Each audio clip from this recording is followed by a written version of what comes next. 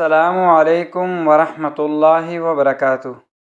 زما محترم و عزتمندو، اکثر خلک دا سوال کوي چې موږ مختلفو خلکو سره کار کوو، مختلفو ځایونو ته ځو، خپله خبره پیش کوو، کاروبار سره تعلق ساتو یا روزمره زندګۍ سره، یا موږ انټرویو ورکوو یا خپله یو خبره ورسره کوو، یا دغه خبره کاروبار متعلق وي یا څه د بل نسبت سره تعلق ساتي. موږ سوچ کوو چې زموږ دا خبره، یعنی موږ چې چا سره خبره کوو زموږ دا خبره هغه قبوله کړي. انټرویو ورکوو د هغه په زړه کې راشي او موږ په نوکرۍ کې واخلي، موږ ته نوکري میلاو شي یا زموږ ورسره کاروبار وشي، موږ ته مالي نفع میلاو شي او موږ سره ډیل اوکې کړي، یا په نورو معاملاتو کې ورسره خبرې کوو، یا چاله رشتې له ځو هغه خبره نه مني، موږ وایو چې زموږ دا خبره هغه ومني او موږ سره رشته قایمه کړي. دې ټولو خبرو دپاره آسان حل سورة طه کې الله جل جلاله یو آیات ذکر کړی دی، بلکې آیات یو حصه ده، هغه موږ خپله وظیفه وګرځو دا ټول مشکلات په حل شي.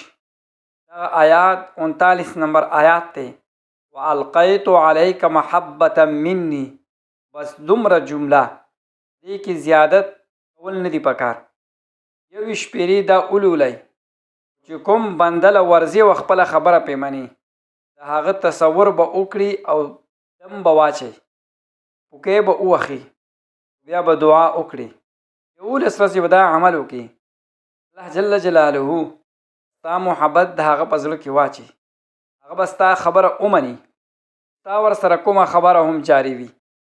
دا ازمایل شوي وظیفه ده او عمل دی چې کله هغه کس سره مخامخ کېږي د هغې نه لږ شان مخکې زړه کې به دا ووایي او بیا به چوف کړي، یا به هغه سره خبرې چې دی شروع کړي، په زړه کې به دعا غواړي، هغه باندې به الله جل جلاله روب راولي، ستا خبره به ومني او قبوله به یې کړي.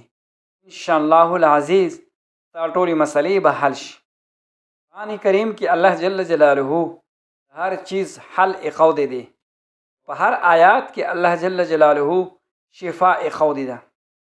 انسان مشکلات الله جل جلاله حل کوي خپل کلام سره، د هرې بیمارۍ علاج هم ورکې شته. دا وظیفه حیات وګرځوئ، خپل عمل کې راولئ او فایده ترې نه واخلئ. دا څومره تاثیر لري.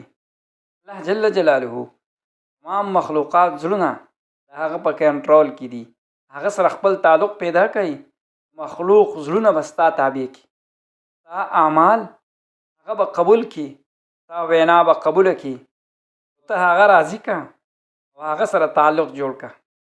انسانان به تا سره محبت کوي، صحیح طریقې سره د کولو والا دنیا کې به چرته هم نامراده نشي، ته به الله جل جلاله عزت درکړي، تمام مشکلاتو حامی او ناصر به دي شي.